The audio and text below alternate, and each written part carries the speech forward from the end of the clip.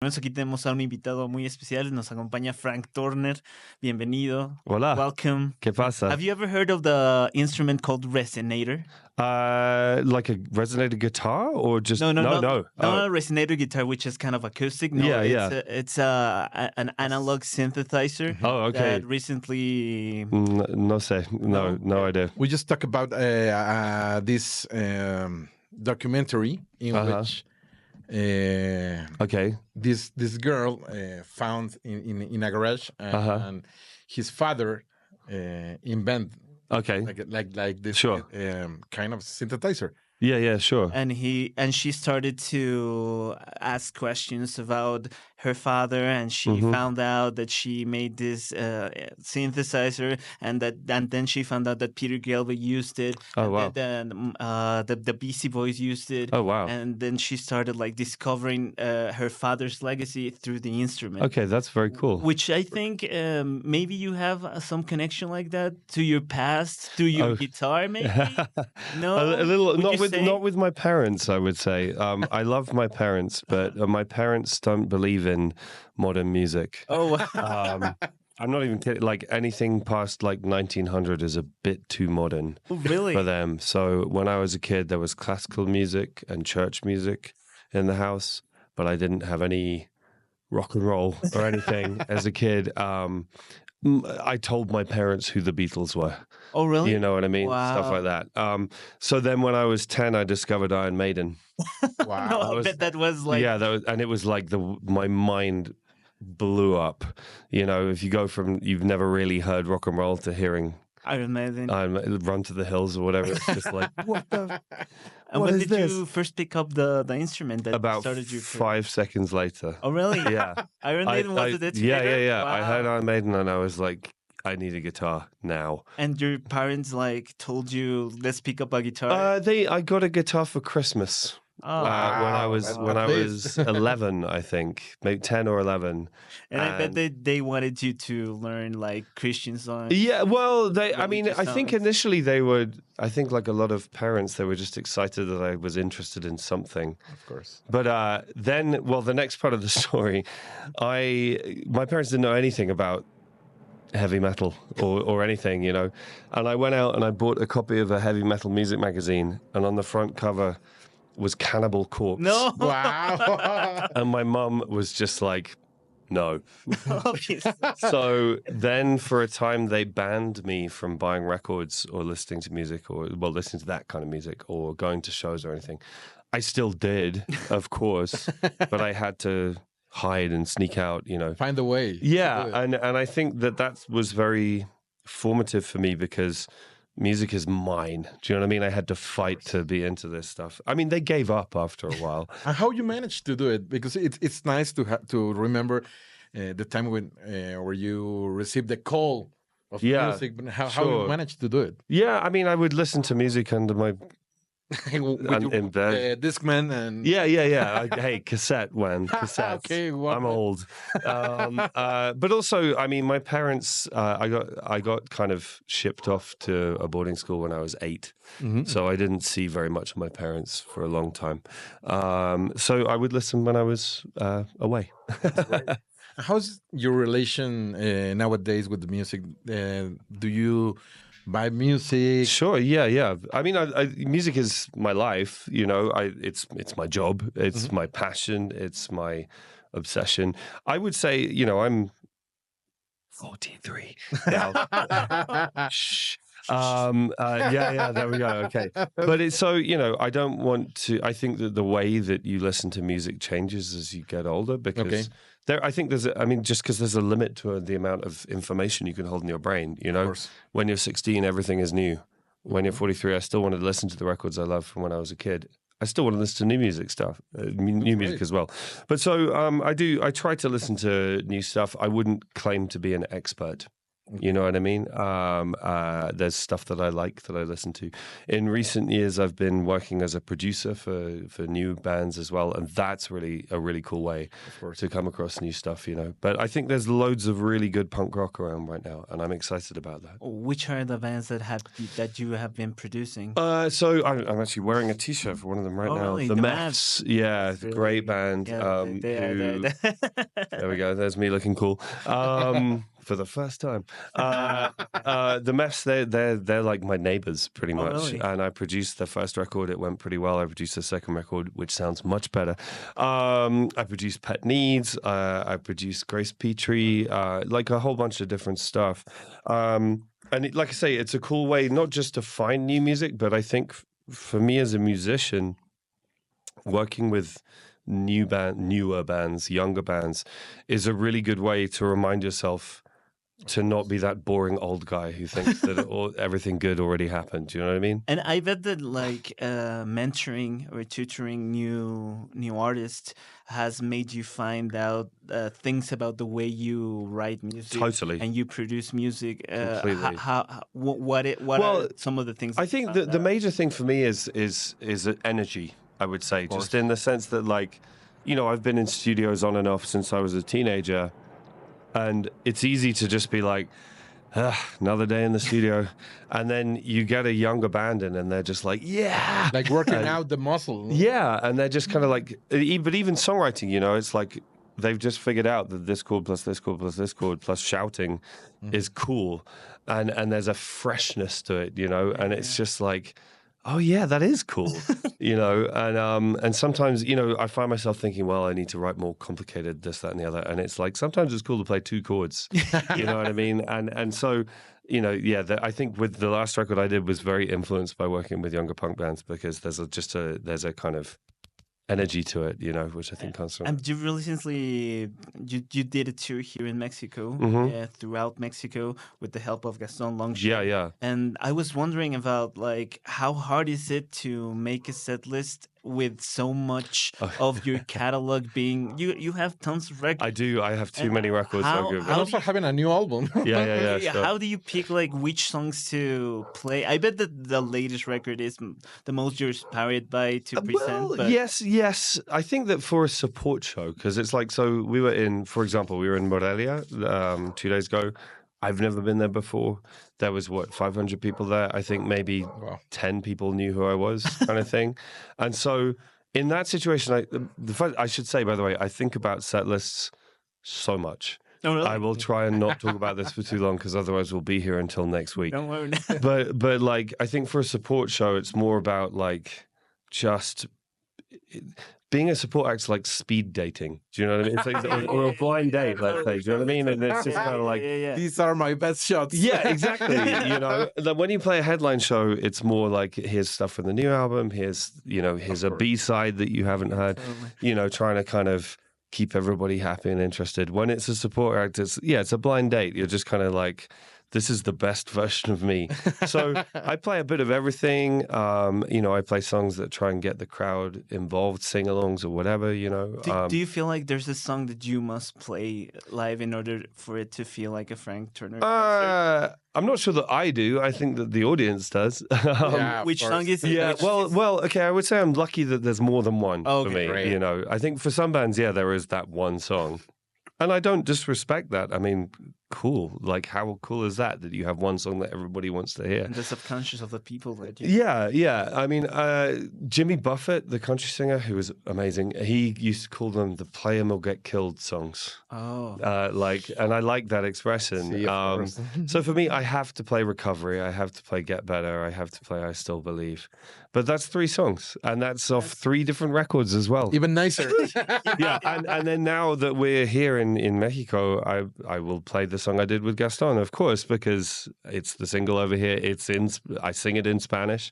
Actually, this was so the way we've been doing it on the tour, I've been singing the first part in Spanish and then switching back to English. And at the beginning, I had the lyrics on a piece of paper. And I kind of know them, but I'm reading them off the paper. And then... like the security blanket. Yeah. In Morelia, I don't know if it was a mistake or it was on purpose, but the tour manager forgot to give me the piece of paper. And it got to that bit in the show. It's like towards the end of the show. And I kind of looked down. I was It like, wasn't the piece. there's no paper. Like getting rid of the little wheels. Yeah, exactly. Or the bicycle. safety net or whatever. Yeah. And I was just like, and I'd already said to the crowd, I'm going to sing this next song. It's bad. And I was like, fuck. And then I was like, I think I know it. Yeah. And then it was just like, let's do this. And I did it and I got it right. Nice. So it was okay, you know. Hay gente que va odiarte, and we went from there. So, but it's also the other thing to say about that. So I did that song in like, I think 4, maybe 5 languages now. That's great. Which is cool and it's fun. But with all of them, apart from the Spanish one, it's basically reading out phonetic. I don't really understand. But that's nice. Have you recognized something in your music now that you can turn it into Spanish and other languages? Well, I think that it's something I always wanted to do, and I did one song in German a few albums ago and stuff. But to me, also the other thing, I have this really short song from my 4th record called Eulogy. It's 8 lines, and I've done that in 28 languages now, but it's really short. So and I always you make a joke out of it. Somebody holds up the paper, and I'm just like, I did it in Cantonese in Hong Kong, and that was the hardest thing ever. But the gag was I was just kind of looking at the paper, being like, oh my god. But for this album, I wanted to try and do more of that, and it's fun for me. It's an opportunity for a collaboration because each one is a collaboration with another artist, different artist. But it's also a respect thing, you know. It's just a way of saying to other people, I know that not everyone speaks English as a first language, you know, or indeed at all, and it's just, I think hopefully it's a way of saying to people, I get it, you know, English isn't the only language in the world or whatever. So. But yeah, with the Spanish one, so when we recorded it, I had not started Duolingo yet. Wow. Now you are like, but now I kind of understand the lyrics. You know what I mean? Hay gente que va odiarte sin ninguna razón. Like, okay, I know what that means. You know, I've done all of those words.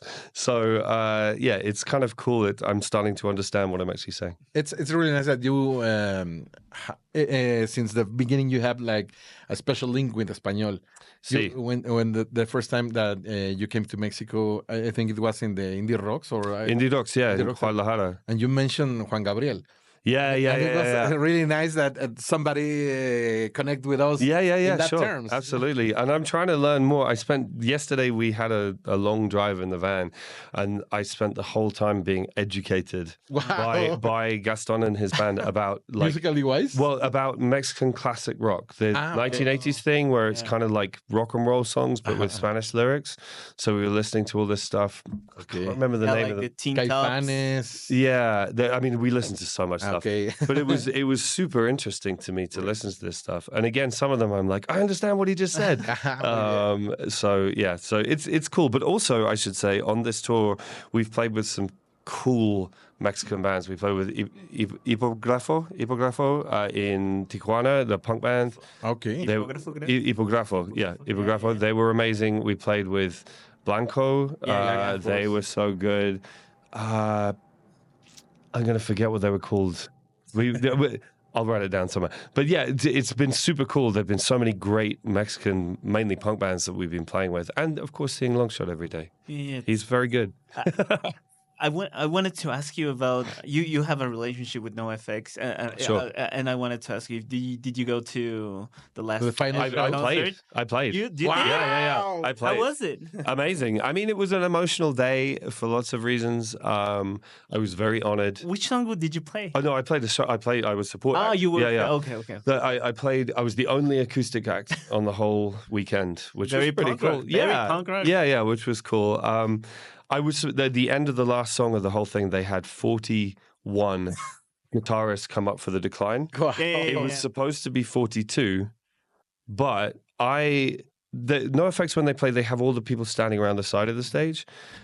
And it's cool, but it's a bad place to watch a show. Yeah. Do you know what I mean? And the sound isn't great, and you can't really see anything. And a lot of people are there because they want to be cool. Yeah. And fuck that, man. Like, so I was there, and I was just like, I don't want to watch NoFX for the last time from the side. Yeah, so I went out to the front. So I was out the front having a good time, and then suddenly I realized I was supposed to be standing over there to go on stage, and I was never going to make it. Like, I suddenly looked over and there was 41 people kind of getting ready, holding guitars. And I was like, the whole Pennywise crew. yeah. And I looked at my phone, I had a text from Kent, their tour manager, being like, where the fuck are you? And I was just like, you know what? I don't need to be there. Whatever, man. Like, and I enjoyed watching it from the front. Of course. It was a very, I bet, emotional day. It was an emotional day. And like, Mike is a dear friend of mine. And obviously he had a million friends around and everything. But we hung out a little bit. And then Mike's crazy. He was like, we're going to stay up until sunrise. And I was like, I'm not. I'm like, fuck that. But I was glad that I was there and I was honored to be a part of it. Do you really feel like this is the end for that band? Yeah, definitely. Why? I can't talk about it in an interview. Nachito, Really? please. Why? And another, It's not my place to talk about. Of course. and another question. They have a fair, as far as I know, they have some music they've already recorded, which they're going to still release. okay, So okay. there's more music, but they're not. But they even, like, I mean, the merch of the last show, the reunion tour. Yeah. But that's no effects. They're taking a piss. I would be. I mean, who knows? Yeah. But I would be very, very surprised if they play again. And I wanted to ask you, before we move on from the NoFX talk, have you ever been to the Punk Rock Museum in Las Vegas that Fat Mike... You know what? I was... Why? You were also supposed to play? Or I was supposed to go there the last time I was in Vegas, the day after the show. Oh. But I hung out with Mike the night of the show. Oh, I know. And then the next day, there was no fucking way. You were going to a museum. Yeah, not going to happen. I had the worst hangover of my life. So, no, not yet. But I will. I think it's super cool. It's a luck that you're still alive after that experience in Las Vegas. Yeah, totally. Yeah, Mike in Las Vegas. But having these experiences with a lot of bands having like the last show and that stuff, does make you think about your career, your present tense? Oh, sure. That's a good question, actually. I mean, Mike said to me, he was like, if you're going to stop, do a farewell tour. Like, it's crazy. Like, loads of people want to come. But which is a very Mike thing to say. Of course. I think there's a difference between a band and a solo artist, I think, is one thing. I do think that it's super cool that NoFX decided to have an ending. Do you know what I mean? And not just kind of keep going till the wheels fall off. Of course. I think that's cool.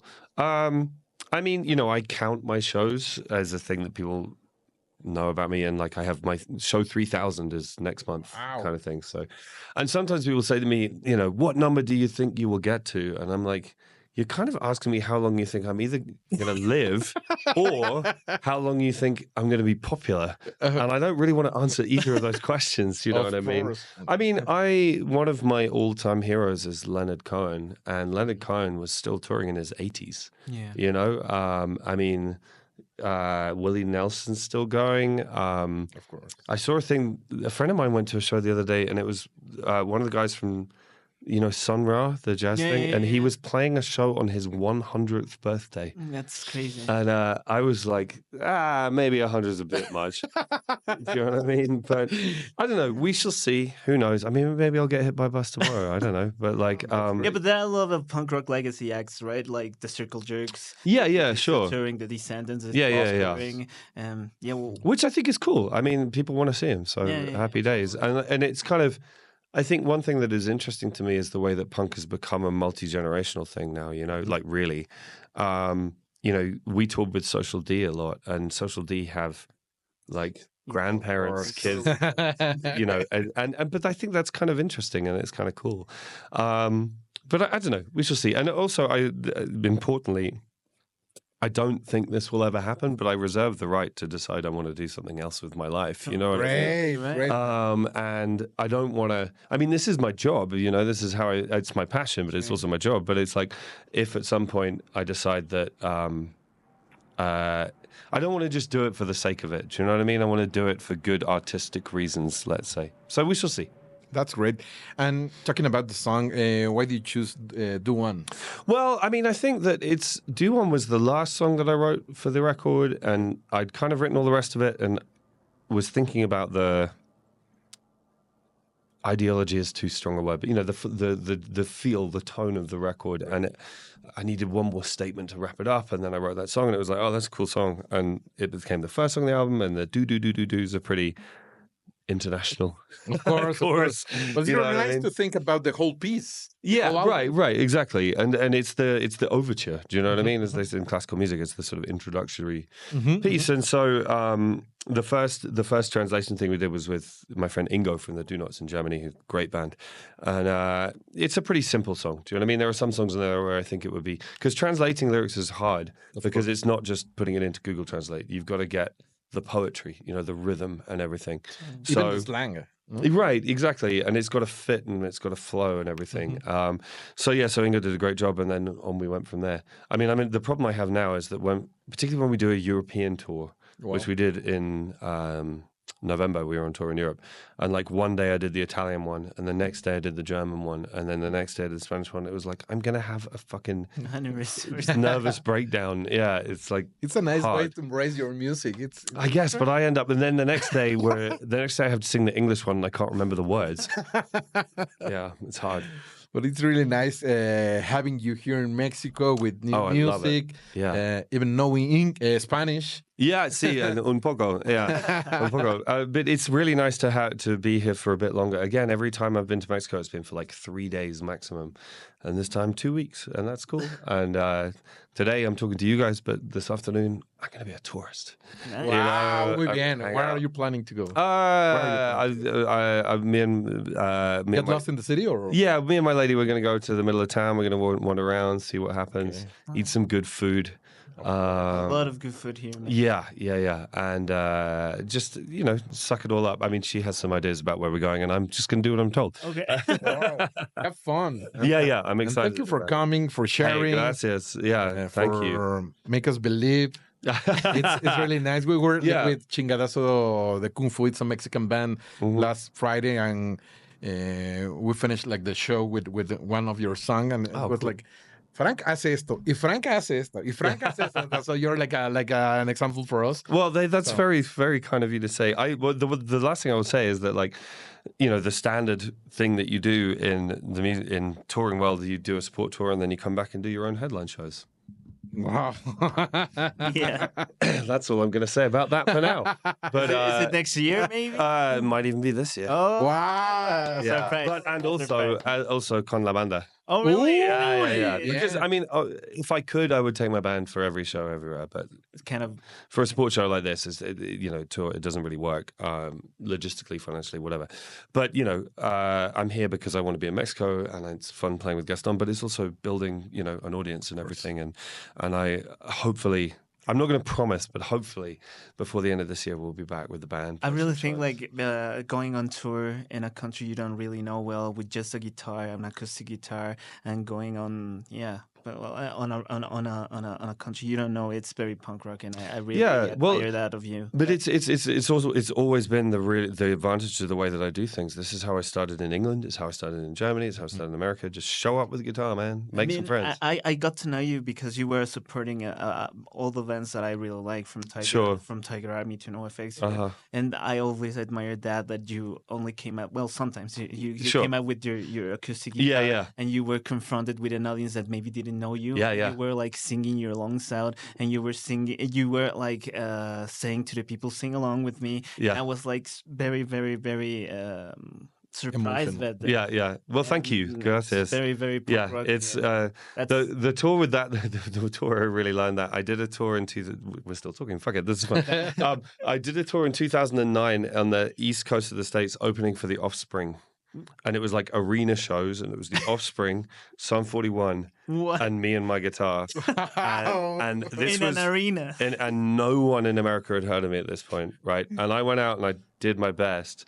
And I thought the tour went really badly because every day, like, fuck you. Like, people throwing coins, cigarettes, the whole fucking thing. And by the end of that tour, I was pretty tough, like emotionally. Do you know what I mean? It was like, fuck you guys.